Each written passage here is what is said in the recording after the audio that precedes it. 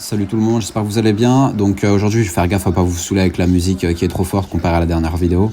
Et ouais, donc du coup la dernière vidéo là, ce que j'ai fait, c'est que j'étais en train de corriger mes coups de poing et notamment mon jab et mon cross, donc coup de poing gauche, coup de poing droit. Et donc ouais, je maîtrise pas encore parfaitement, mais je continue de pratiquer dans tous les cas. Et ensuite ce que j'ai fait, c'est améliorer ma défense parce que en gros la dernière fois j'ai fait un sparring lourd que je vais bientôt vous partager et j'avais pas du tout de défense et pas du tout de counter punch contre, pardon. Et j'avais juste ma garde que je tenais bien cette fois-ci, et mais je donnais juste un punching ball quoi. J'envoyais quelques fois des coups, mais il y avait aucun timing, il y avait aucun contre. Donc là, mes entraînements à partir de maintenant, ils vont plus porter sur la défense. Donc les deux bulles d'entraînement là que je vais vous montrer, ils datent un peu, mais c'est pour vous illustrer dans tous les cas. Et la logique, c'est que si je veux bien contrer, je dois améliorer mes coups de poing, et c'est pour ça que j'avais commencé par travailler mes coups de poing, les gars. Le début, c'est d'être capable de se protéger d'un coup de poing gauche ou d'un coup de poing droit, donc le jab ou le cross, enfin si on est droitier. Et que ce soit pour le jab ou pour le cross, le système de protection, c'est le même. Donc si le point, il vient de ma gauche par rapport à moi, c'est qu'il a utilisé son bras arrière, dans le cas de droitier, donc il a utilisé son bras droit. Et ce que je vais faire, c'est que je vais faire une légère rotation de mon torse et une rotation plus prononcée de mon épaule pour pouvoir me protéger. Et ensuite, je contre en utilisant mon bras arrière, donc mon poing droit. Et quand je fais ma torsion du torse, c'est vers la droite. Comme ça me fait comme un effet élastique. Je vous en explique un peu plus. Et juste après. Et ensuite, pour le jab, c'est la symétrie. Donc, je fais une rotation vers la gauche. Et puis, j'envoie mon jab, donc mon poing gauche. Et mon principal problème, c'est il faut que ça devienne automatique.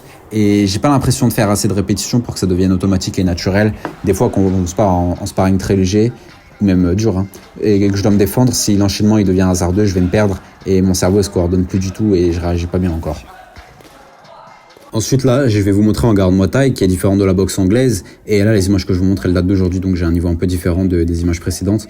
Parce qu'en boxe anglaise, on n'a pas la main avant, donc la main gauche qui va se balader comme ça. Et là, notre main gauche est tout le temps en mouvement vers l'avant, en train de se balader. Et on se retrouve souvent très proche de lui avec notre main gauche. Donc on va l'utiliser dans trois buts. Gêner sa vue, le pousser et se protéger de son bras arrière. Parce que quand on a le bras qui est tendu en face de sa tête, lui, il va rien voir et on peut lui faire perdre son équilibre en le poussant en plus de ça.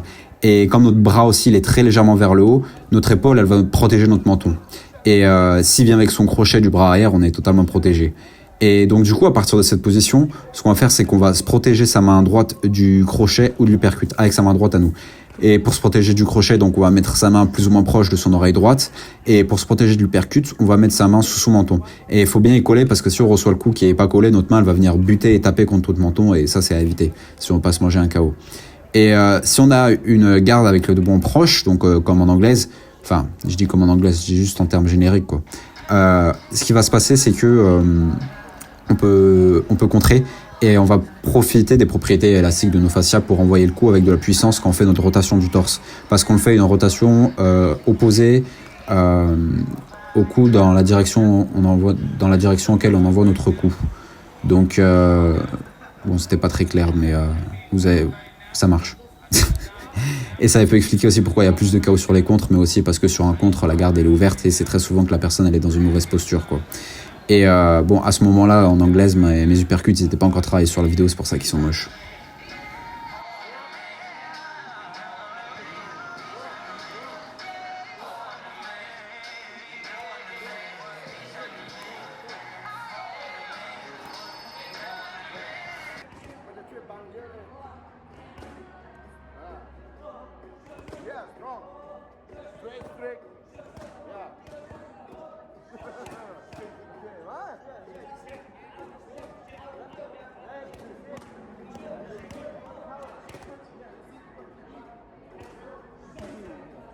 Ensuite, pour se protéger des uppercuts au corps, tout simplement, ce qu'on fait, c'est qu'on vient protéger en contractant ses obliques, ce qui fait raccourcir la distance entre la pointe de nos coudes et nos hanches, de telle sorte à ce que nos côtes et nos foies soient protégés.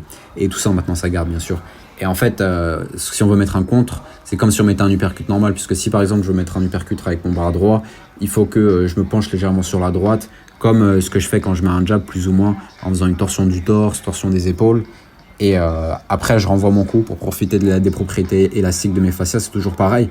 Et ensuite, je renvoie le coup sur son ouverture, tout simplement, sur son menton qui est ouvert.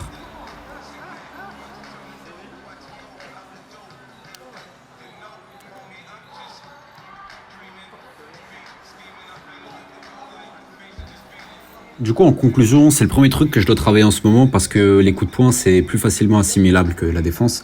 Mais la défense, du coup, c'est pas encore un mouvement qui est naturel pour moi. Enfin bon, ça l'est encore moins.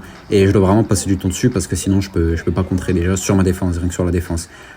Et comme je l'ai dit, la plupart des coups et des KO qui touchent leur cible, c'est sur des contres.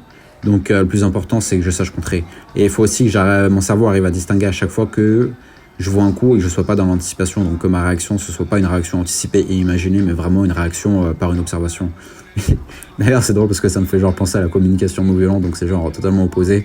On observe, on ressent quelque chose, on éprouve un sentiment, et en fonction de ces trois trucs-là, on éprouve une demande. Bah là, le cerveau suit plus ou moins le même processus. Mais enfin bref, je m'égare. Enfin voilà, du coup, n'hésitez pas à me faire des retours, à me donner des conseils ou me dire si vous avez appris des choses, même ça peut toujours être sympa pour tout le monde. Et n'hésitez pas à vous abonner aussi, du coup, pour voir les prochains épisodes de ma préparation de combat, jusqu'à mon combat. Et ouais, la prochaine fois, ce sera les kicks et les blocages de kick, ouais. Donc du coup, je vous dis à bientôt les gars, ciao ciao.